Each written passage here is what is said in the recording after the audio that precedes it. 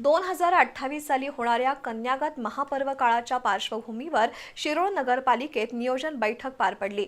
भाविकांना आवश्यक सुविधा देण्यासाठी सर्व विभागांनी योग्य नियोजन करावं, त्यासाठीचा आराखडा आणि निधी मागणीचे प्रस्ताव 15 ऑगस्ट पर्यंत शासनाकडे सादर करण्याच्या सूचना उपनगराध्यक्ष पृथ्वीराज यादव यांनी प्रशासनाला दिल्या।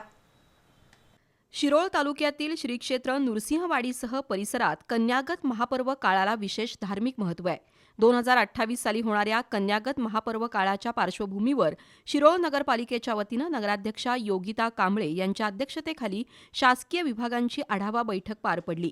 बैठकीत पंचगंगा नदी घाट उभारणं, रस्त्यांचं मजबूतीकरण, हायमॅक्स दिवे आणि दिवाबत्ती व्यवस्था, भाविकांच्या निवासाची सोय, नवीन बस थांबा आणि सुसज्ज बस स्थानक उभारणी, शिरोळ बंधाऱ्याचं बांधकाम तसंच आरोग्य विभागानं आवश्यक वैद्यकीय सुविधा सज्ज ठेवण्याबाबत सूचना केल्या।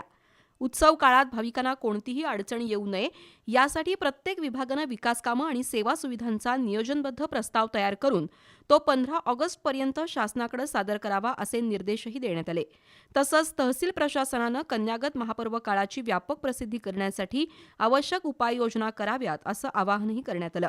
बैठकीत सर्वेश कुलकर्णी यांनी शिरोळमधील श्री दत्त भोजनपात्र मंदिराची माहिती दिली।